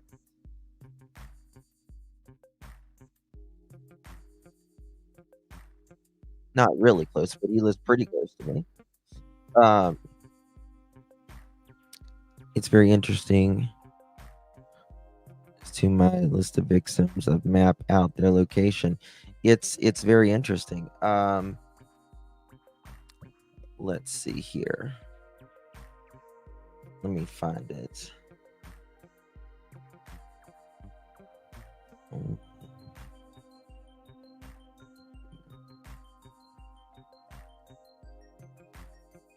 All right.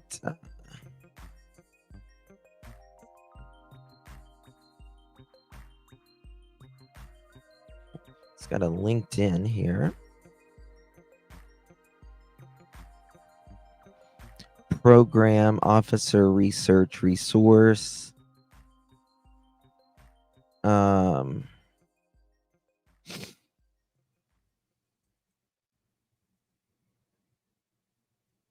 Let me make sure this is Ohio State University. Yep. David H. has given endorsement for this skill. Well.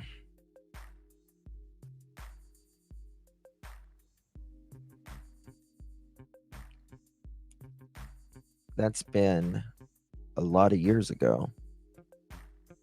He's never been, he's not a suspect or anything, but just don't understand why girlfriend went to be an OBGYN. Yes, Amanda, allegedly. So,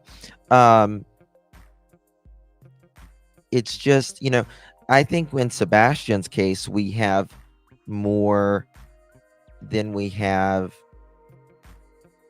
with Brian's case, right? Because Brian's case, there's no activity. I mean, how did he get out? There must be a secret. There's nothing. There's really not. There is really not. But with Sebastian's case, right? He allegedly went in that house and says that he walks out barefooted. Nothing on camera. However, there is people walking in the back side area of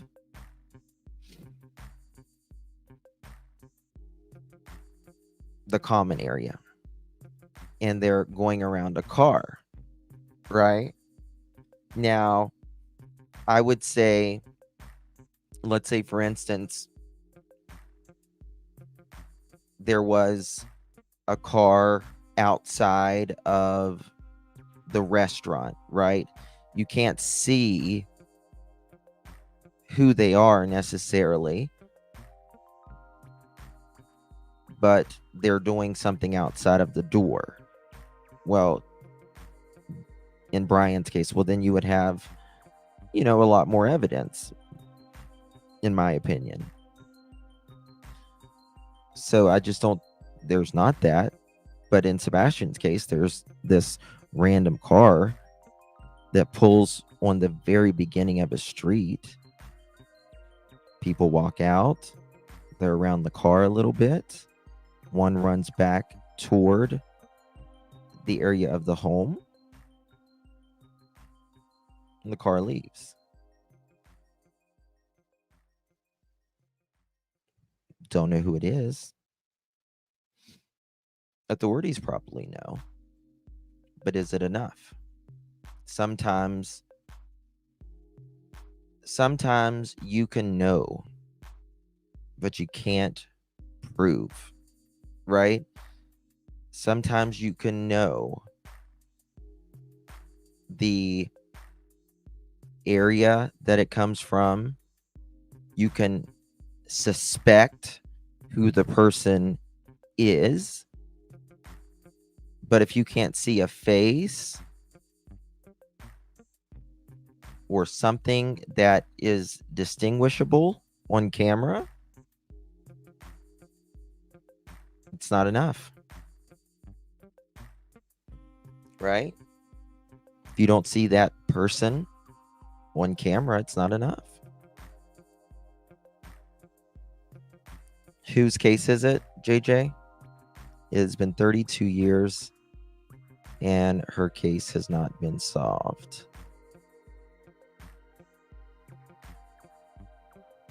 Don't know what you mean, my dear. Justin, does Clinton have something to do with chemical and biological defense program, science and technology? I don't know. But I mean, think about a doctor, right? Doctors,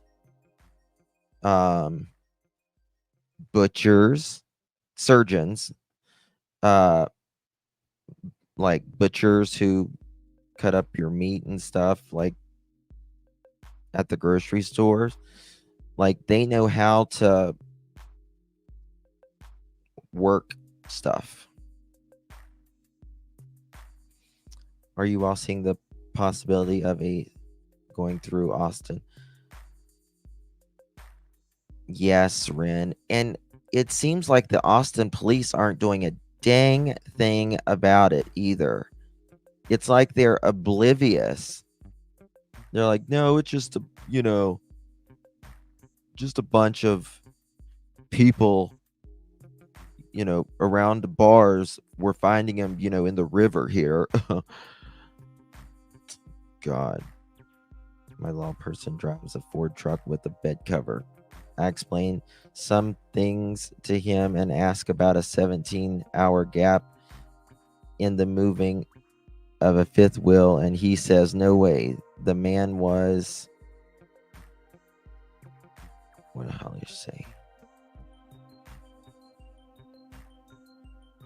Yep. Very bad publicity. That's the problem in this case. Evidence must have been collected to prove if it's foul play or not, or just assumed. Yep. Everyone just walking into the water. Exactly, did. Exactly.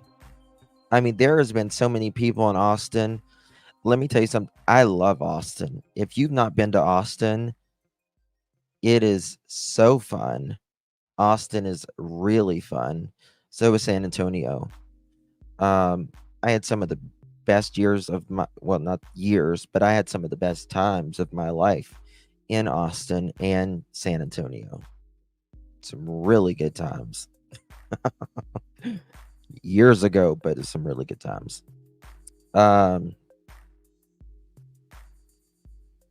There's some really cool places to go in Austin and stuff. Some think may travel to Chicago and Austin.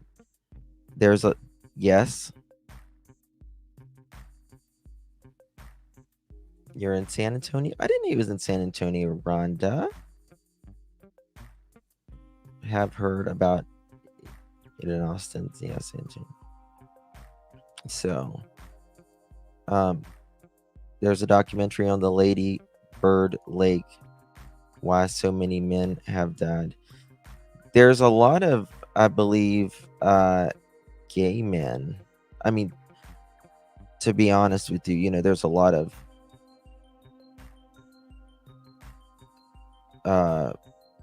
gays. I don't know what else to say. In Austin. So it's just a really fun town. Yes, San Antonio is conserve area. Okay. Gotcha. And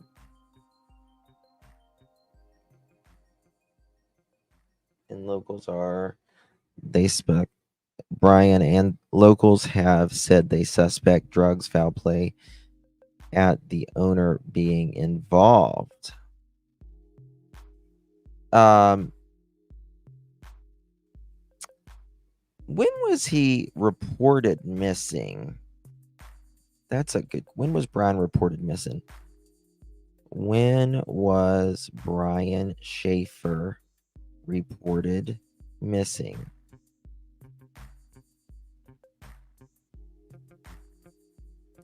Oh, he was reported missing, from what I understand, correct me if I'm wrong, on April 3rd,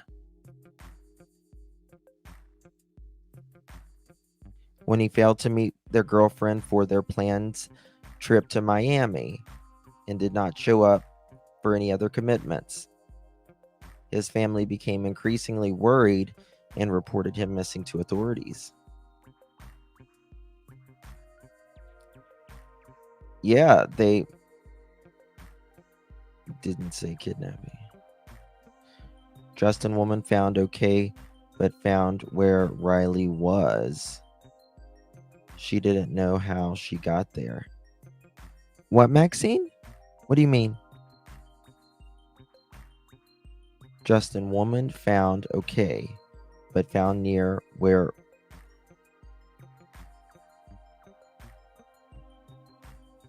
I don't know what you mean.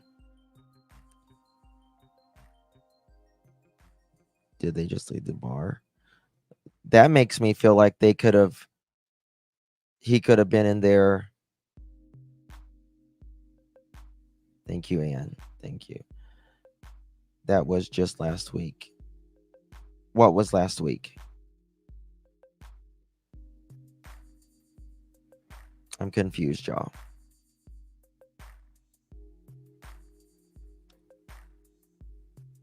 in the Cumberland River. She went missing at 2 a.m. Riley?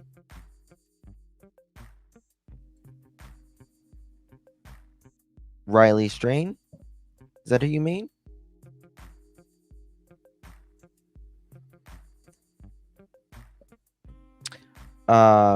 Nashville cops find missing woman wondering. Okay, that's what y'all were talking about. Okay, let's look at this.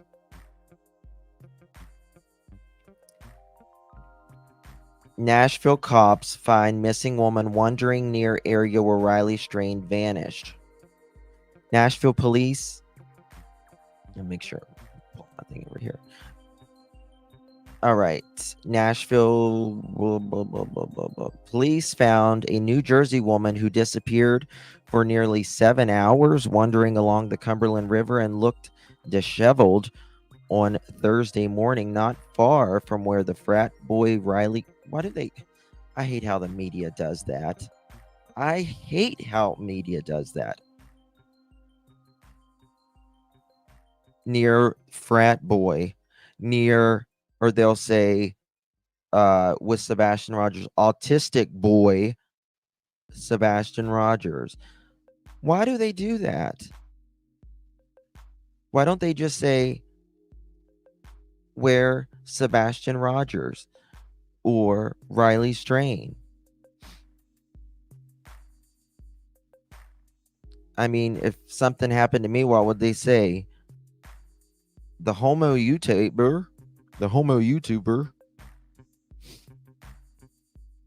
homosexual YouTuber. How about that? Such labeling. God. Get with it. Yeah, they need to. The homo that wore way too much makeup YouTuber. Dumbasses, I swear.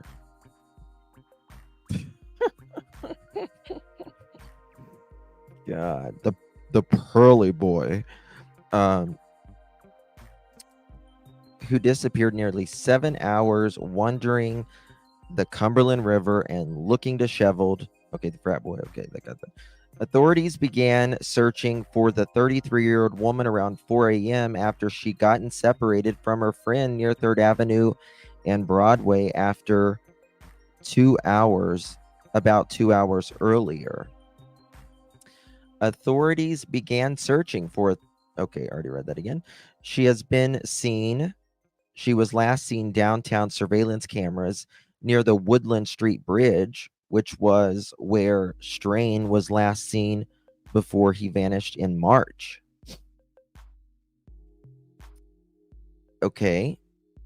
Here is the New Jersey woman wearing a, looks like a piece of fabric around her midsection.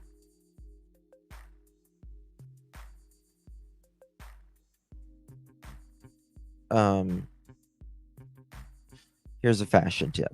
I mean, I try to support everyone with what they want to wear and do and everything, but please don't wear a tube sock around your midsection.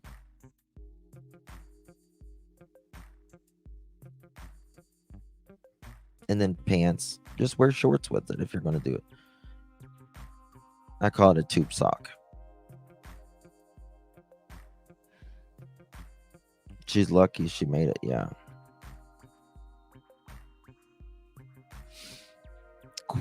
Cops quickly released recorded images of the woman as she walked toward the river. Meanwhile, dozens of Metro police and local firefighters using thermal imaging, GPS from cell phone pings, a helicopter, and a drone to help them search. Authorities found a woman's shoe and phone at the embankment, along with some blood. The station said. A detective later. This photo reminds me of Riley going around walking across the street. Thank you. Last seen wearing Fabuloso lipstick. Say no to tube sock tops. Yes, exactly. Guys, do me a favor. Hit that thumbs up, please. Hit that thumbs up. Come on. Come on. It's the exact camera. Is it really? Is it really? That's very bizarre. Very bizarre. Just very fortunate. Very fortunate. During my university days, I partied in Mexico spring break and South Padre. Hey. Come on, Padre. Yeah. Yeah. How many thumbs up do we got? 453? Okay, we're not doing bad then. We're not doing bad then. Can we get it to 500? Come on. I work hard. Come on, hit it. Hit it. Just the tip. Thank you, my loves. Consider becoming a member of the exclusive Pearls if you haven't yet. Authorities rushed her to Vanderbilt University for medical treatment, the outlet said. A detective later spotted her climbing up the riverbank around 9 a.m. with cuts and scratches on her. Although the woman was dirty and shoeless. Oh my God. Shoeless. What is up with this? Was she drunk? Or was she having like a medical emergency?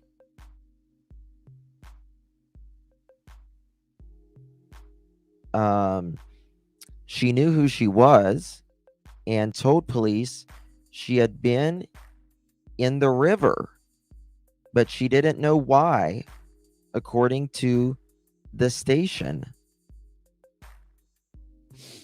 Sounds like there might have been some DRUGS involved, perhaps.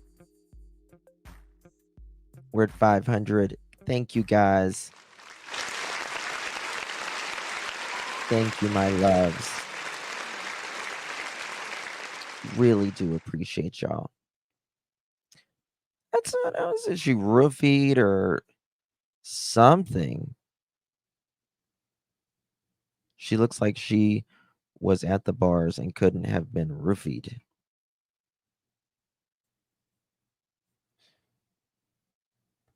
So she didn't know why she was in the river. She also called her mother at some point, which worried her mom enough that she called the local cops to do a welfare check. First responders found her climbing the steep incline that leads down the river. This is crazy. Shoes are overrated, I guess, Wee says. I guess. It's very bizarre. I mean, look at this. That's a bit crazy, right?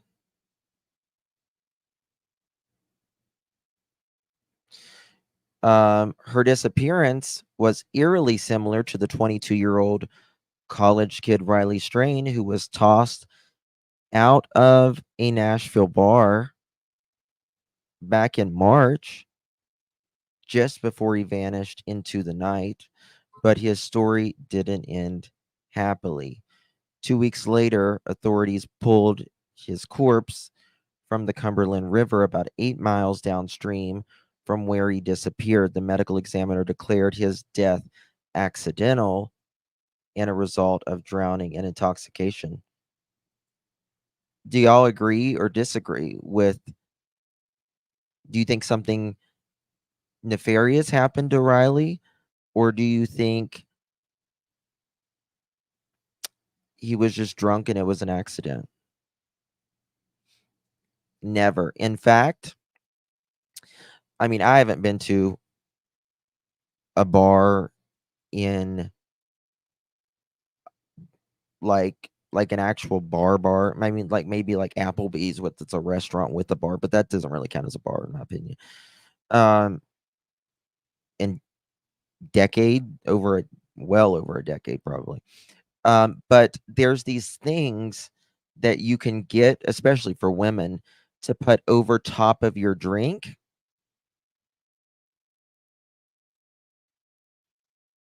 And you can still drink out of it. Family says foul play, I heard. Thank you for being 522. I'm not convinced that it's, but I mean, you know, because when that police officer was, we got that recording of Riley speaking to the police officer on body cam. He didn't seem that out of it. Please read text. It's important.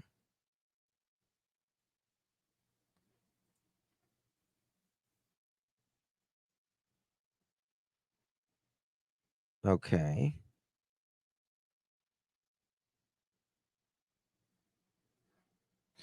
All right.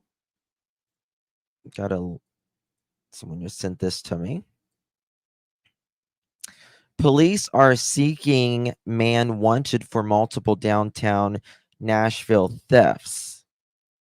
Detectives are trying to track down a man wanted for 9 outstanding warrants related to multiple thefts in downtown Nashville.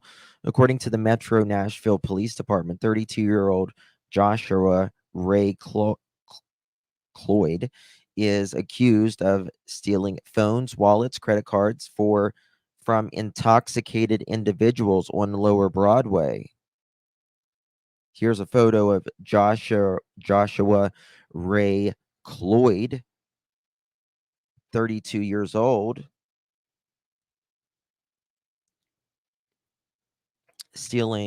allegedly stealing phones, wallets, credit cards from intoxicated folks in Nashville. Authorities said one victim's iPhone 14 was stolen while on Broadway in November 2023, and his Cash App transferred money to an account registered to Cloyd the same day. The money was reportedly used to purchase a hotel room in Madison. Another victim told law enforcement his iPhone and credit cards were stolen from his rear pocket in January 12th while at the Broadway bar. Officials said the victim tracked his stolen phone to a different hotel in Madison, and his credit cards were used at ATMs and gas stations in the same area. On Wednesday, March 13th, police said Cloyd was facing charges for computer violation, fraud, credit card fraud, and theft. If anyone has any information regarding Lloyd's whereabouts, you're asked to call Crime Stoppers. Also, remember, you can remain anonymous at Crime Stoppers by calling 615-742-7463. Joshua Ray Cloyd. Coincidence? I don't know. Interesting, though, isn't it? Where Riley fell is supposedly he wouldn't been tore up. The embankment hole have tore his body up. In my opinion, this was down the embankment and something bad happened. Yep. Something's weird. Very, very weird. All right, guys. Thank you guys so much for joining me. Really appreciate it. Thank you, Chris, for 7 months. Thank you, Anne.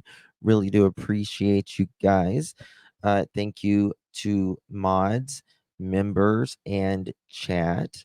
I will be back at about 7:30, 8 o'clock, an hour and a half to 2 hours from now, 7:30, 8 p.m. Eastern. Justin owned a nightclub.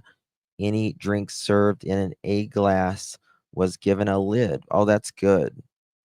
That's really good, Maurice. Thank you guys so much for joining. Really do appreciate you.